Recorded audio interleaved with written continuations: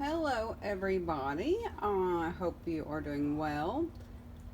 We have a new rescue for our community cats rescue, and I am filming his or her. I'm not sure which. They say she's a girl, but she is a ginger and she is very big. So I don't know. I'm going to look today. She came in very, very late last night. The reason I am filming her setup is because it will be hard for you to look at. So when I go to let her out of her little cage, just be warned. It is more, she's probably the worst off of any looking that I have rescued, other than maybe Sylvester, but it's different because this is injuries. She is from a very, very small town here, and she was owner relinquished to their local animal control. There's not a shelter there, there's just animal control. She was owner relinquished because she has been attacked by a coyote. A coyote was dragging her off by the face, and her owner ran out, scared the coyote away. However, there's quite a bit of damage done, especially to her face, that kind of thing. And the vets told the owner that it was going to be probably several $1,000s to fix her because she is also malnourished and dehydrated. These were her owners, and I understand that, but she is so severely malnourished and dehydrated. I don't understand how she got that way this quickly. She had to have not looked great before, but it doesn't matter. Well, the animal control people don't have, like I said, they don't have a shelter. They just have cages, but those cages are outside. And in Arkansas right now, it's 100 degrees. So the last place you want an injured cat with no medical help is in 100-degree weather when they're already malnourished and dehydrated and injured. So let's get her out. She's gonna probably go right to the food. She is eating like a champion. Hold on. Hello, this is her little cage. Come here. Hi. No, over here. Oh, I know you smell it. You smell it. I know. Oh, that is good though. Her injuries are on the other side, so that's good. Oh, I need to get. She's just, look. She's starving. Oh, the poor baby. But we're gonna fix her up. We are going to fix her up. And she's gonna be just fine. I do wanna, I'll check after the video. I was like, I do wanna check to see if she's a boy or a girl. Her injuries are all on this other, it's her whole entire face. It's awful. I am going to insert, if I can remember, the pictures they sent me of her.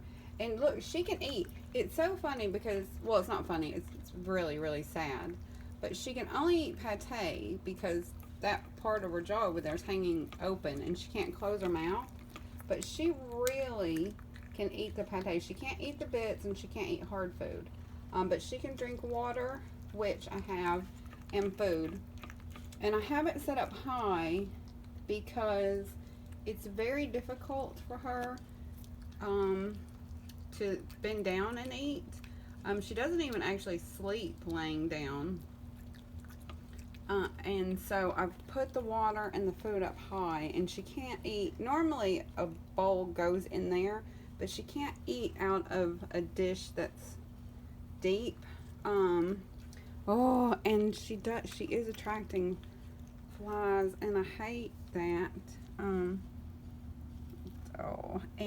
But you know, that's just the way it is, because I can't bathe her because I have been told not to mess with her as much as possible until the vet can see her. And it is a weekend, but he is seeing her this evening.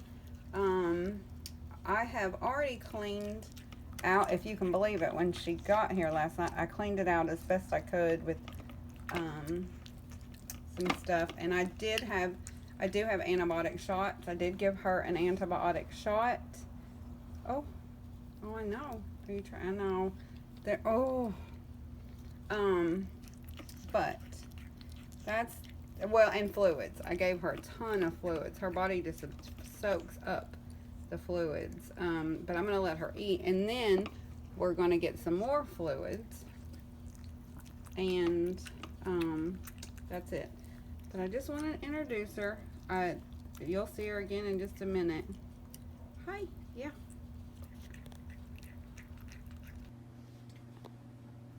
Oh, I'm trying not to wake him.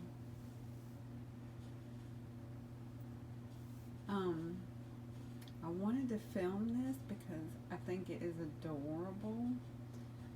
We have named him, by the way, his name is Blaze. But, look, okay, back there, you see that's the heating pad? He will not, I'm trying to not wake him up.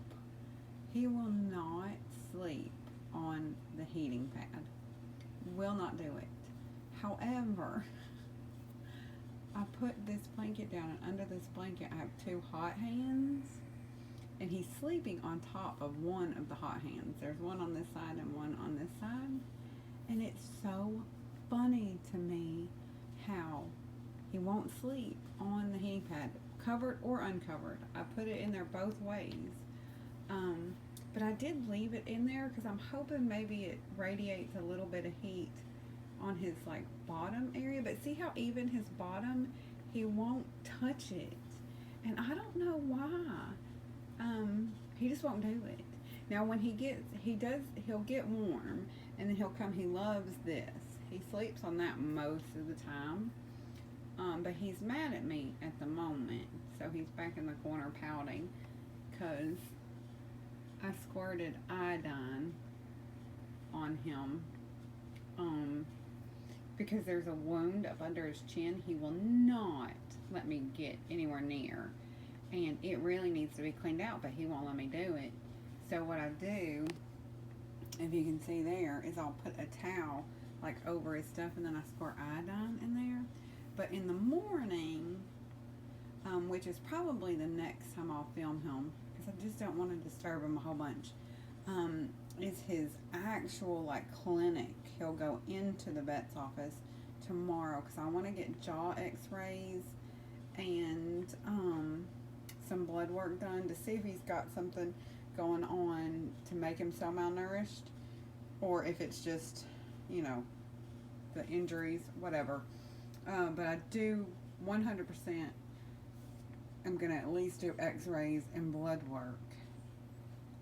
And while he's there, they'll have to sedate him probably for the x-rays. And I'm going to have him clean that wound underneath really well because, like I said, he won't let me near it. And, you know, I can't hold his face. The problem normally, and it's the same reason I can't give him like oral pain meds. Like everything he gets, he has to have injections because I can't hold his face to keep him still. Like normally when you're giving medication or trying to clean ears or whatever, you hold their face. Well, you can't because this whole side of his face is mangled. So you can't. So I'm just going to have them do it. I hate letting it go so long with just the iodine and what little saline I can squirt in there, but that's all I can do. But I just wanted to film him laying on his little hot hands because he will not lay on the heat pad. He just wants the hot pack. So, you know, at least he's warm. All right. We are back from the vet. Now, normally I would film him with the cage open, and I would let him out, like walk around. However, he's very medicated, and he's being a little aggressive. If you'll notice in a minute, he'll swipe his tail a little too, and it's just the pain meds. But as I don't know if you'll be able to see them. They're green. He had surgery. He had to have some surgery, and what they did is he had 4 abscesses, external abscesses, and they lanced and lightly stitched up all of those. They do want them to drain, so they're not stitched up really tightly. And then internally, he has a very big lesion on his throat and his trachea, and there is not enough tissue there to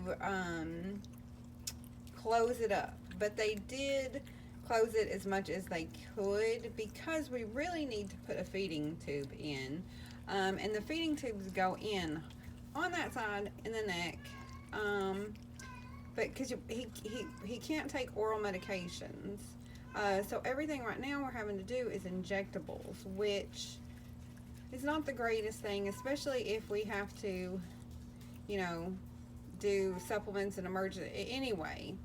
So what we're hoping is between now and next week, because he has to go in weekly and have blood draws. Yes, I know, and check to make sure there's no sepsis, because the thing we're most worried about is sepsis, just infection, a blood infection.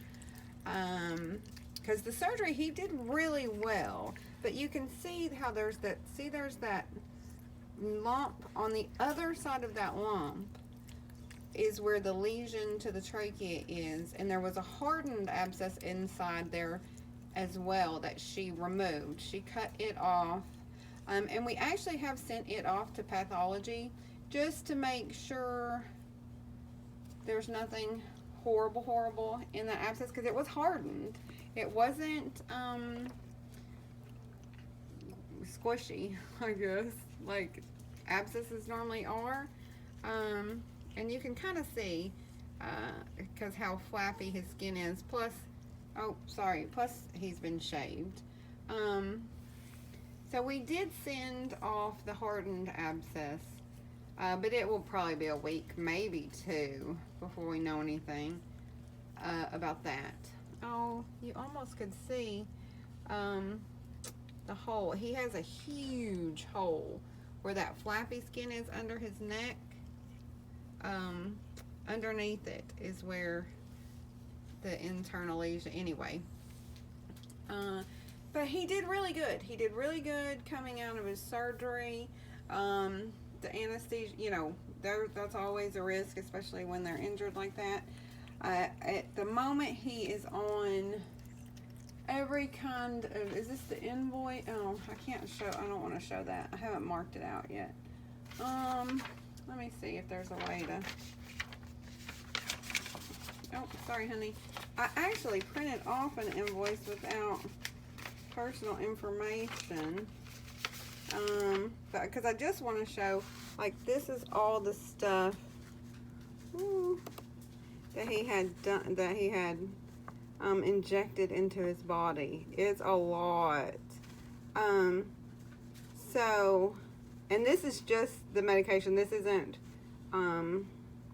for the pathology and the surgery and stuff. But this is it. I just could not believe you could put that much stuff into a cat. But she said, she was like, he has to be on pain meds and anti-inflammatories. He's on 2 different injectable antibiotics. He's getting sub-Q fluids. Now, I say 2 different injectable antibiotics, but one is convenient, and normally that's an every 2-week shot, but he's actually getting 1 a week. And then the other injectable is a penicillin type, and he does get that every day. But the other antibiotic he only gets once a week, and it's it lasts that long. But he does have to have the pain and anti-inflammatory. Those are 2 different ones every day. And then fluids at least for the next 5 days. is what we're looking at. And then we will redo what we're doing. You know, we'll see if that's what we're going to continue to do or do other stuff next week when he goes in to see if he can get his feeding tube. And I know it looks like a mess in there. I clean it like every couple hours, but he just, you know, he's oozing and bleeding and there's nothing I can do. But he actually is really doing good. I know he looks a hot mess, but he's eating, as you saw, and he purrs when you pet him. We are having a bit of a problem with the cage because he'll rub his face and he's rubbing and he'll bleed because he's just so sweet. He is a big sweetheart. And he does let you pet him and he'll climb in your lap. I held him for a long time before we left for the vet. So he's sweet as can be. Yeah. Oh, and I'll go show you in just a second. Sylvester got neutered today. So hold on. But that's all on Blaze. Blaze is doing really well. He is doing really well. Oh, I see you. Oh, be careful. Oh, hi. Okay. I wanted, he wants pets, so I was going to show you. He loves it. I can't, like I said, until his anesthesia wears off more, I can't let him out because I can't have him falling over and that kind of thing. I wish I could, but this is actually for his own safety. But I thought he was going to, he does this thing. He kind of trills like Sylvester does when he wants pets and when you're petting his forehead. But I think he's still too out of it. Yeah. He's still too out of it. Oh, and the other thing I was going to say, I am not doing a special fundraiser for him because I know I'm going to get asked. I'm not doing a special fundraiser because we have the MetaPar program and we are using funds for that, because anything that's been donated pretty much since I've gotten Sylvester has all gone into that MetaPar program. And now if you want to donate, or if you've donated before, thank you very much. There are always links in the description, and anything that we take in is going directly into the MetaPar at the moment, because we don't really have a lot of needs other than medical right now.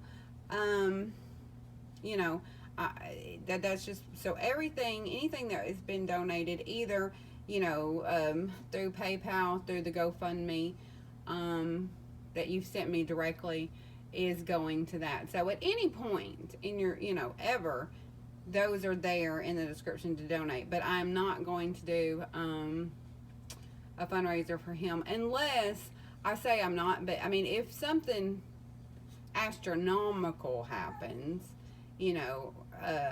but right now we're just going to use the MetaPar funds and go from there. Yeah, but he's doing great. Okay, now we're going to go see Sylvester real quick. Tell everybody what you did today. I know, tell everybody. Because we just had an update on you, but yes, did you get neutered today? I know. Look, see all that new skin? He looks great. And he passed all his cultures, so he was able to get neutered, and that was nice. And while he was passed out, I cleaned out his ears. Oh, you can't get out yet? No, he really wants to get out. But his area, I cleaned it, and the sanitation part is drying. So he can't get out yet. But he did great. He did great. Yeah, I know.